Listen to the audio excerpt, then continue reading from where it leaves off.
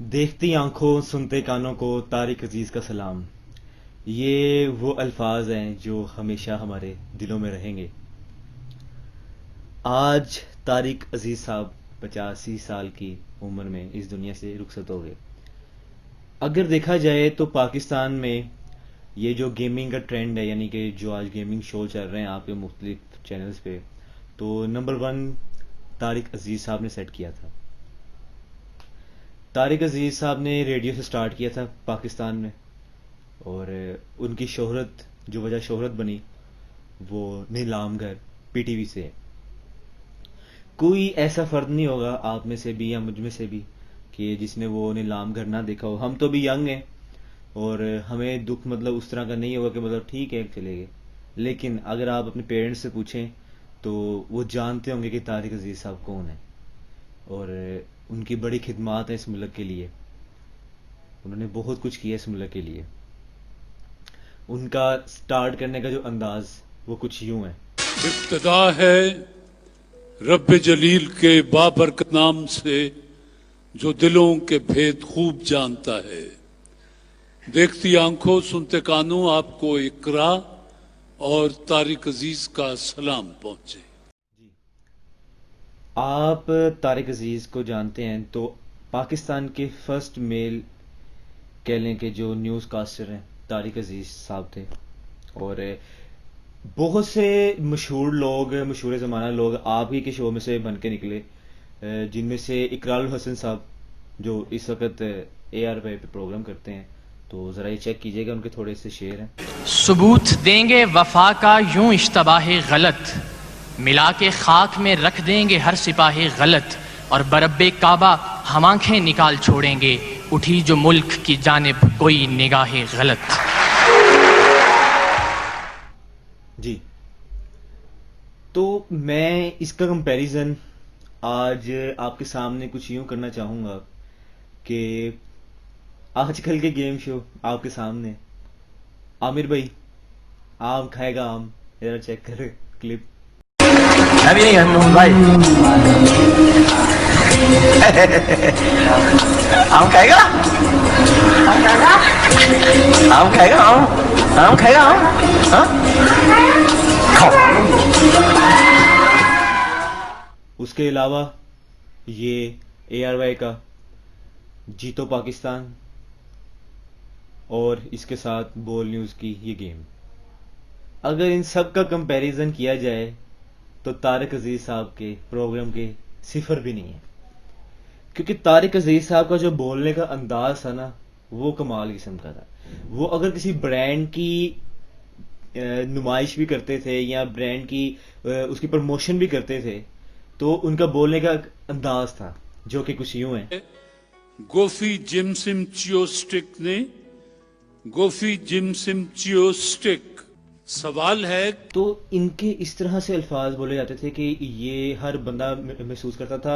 और फिर स्टैंडिंग ओवेशंस दिए जाते थे, यानी स्टैंड खड़े होकर उनके लिए तालियां बजा के की जाती थी।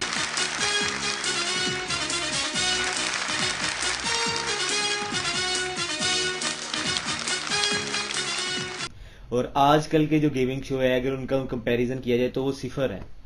क्यों? मैं जानता हूँ आप में से बहुत से लोग इन प्रोग्राम के भी जानने वाले होंगे।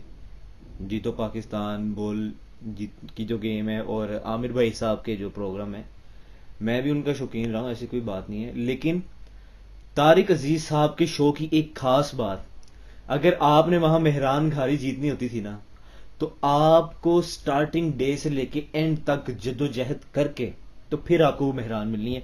आपको ऐसे नहीं कि आप गए और आप जाके वो पर्ची निकली और आपकी मेहरान निकले। तो ये एक अच्छा ट्रेंड सेट किया था उन्होंने।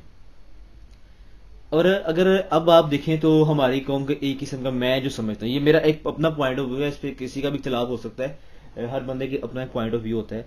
तो पॉइंट ऑफ व्यू क्या है कि भाई अब हमारी कौम को क्या है, गाड़ियां मांगने पे लगा दिया है। फहद भाई गाड़ी दे देना, आमिर भाई गाड़ी दे देना, फलाना गाड़ी दे देना।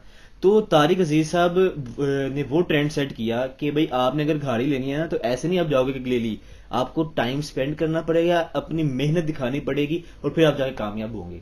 तो आपके करारुल हसन भी वैसे कामयाब है, तो उनकी मैंने वो चीज़ देखी जब उन्होंने भी मेहनत की, फिर जाके गाड़ी वगैरह सारा सारा कुछ हुआ।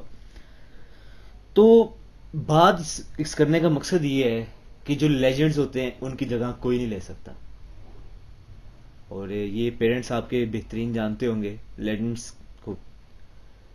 तो आपका एक मशहूर ज़माना जो टिकटॉक पे शेयर गया है वो कुछ इस तरह से। गम की बारिश ने भी तेरे नक्श को धोया नहीं, तूने मुझको खो दिया, मैंने तुझे खोया नहीं। तो ये वो मशहूर टिकटॉक का शेयर गया है जिसपे सबने वीडियोस बनाई हैं टिकटॉक पे। और मैं भी ट्रिब्यूट देना चाहूँगा। और हम इस काबिल तो नहीं है कि इतने बड़े लेजेंड्स को दें, मतलब कि उन तक पहुंचने के लिए एक आम बंदा या एक स्ट्रगल बंदा करने वाले को अगर 85 साल की उम्र उन जितने भी मिल जाए ना, तो तब भी वो उनके बराबर नहीं जा पाएंगे। लेजेंड्स तो फिर लेजेंड्स होते हैं, और उनके इस बारे में बात करने का मेरा मकसद ये है कि हमें कभी लेजेंड्स को नहीं भूलना चाहिए। हमारे मीडिया में वो एक इंडियन एक्टर चले गया, दुख है उसका, ठीक है, वो अपनी जगह, मतलब दुख भी किस चीज का, बस उसने अपने कर लिया, ठीक है, वो एक्टर है, तो उसको भी बहुत सारे लोगों ने रेस्ट इन पीस बोला। तो ये नहीं होना चाहिए क्योंकि इस्लाम की मतलब आयत आपके सामने है, ठीक है, चले गया। तो अब जिस तरह हमारे लेटेस्ट तो हम इनको उस तरीके से मतलब नहीं देते, बट फिर भी हम कोशिश तो कर सकते कि उनकी चीजों को इस तरह याद किया जा सके। तो एक उनका लास्ट किया गया ट्विटर में यहाँ पे शेयर कर रहा हूँ, तो इसको देखिएगा जरा। वो क्या लिखते हैं, यूं लगता है वक्त थम गया है, रवां दवां जिंदगी रुक गई है, कई दिनों से बिस्तर पर लेटे लेटे सोच रहा हूं कि आजादाना नकलो हरकत भी मालिक की गई कितनी बड़ी नेमत थी। न जाने पुराने वक्त कब लौट के आते हैं, अभी तो कोई उम्मीद नजर नहीं आती। तो ये आपका शेर था, और उम्मीद वाकई उनको नजर नहीं आती थी क्योंकि वो काफी अलील हो चुके थे।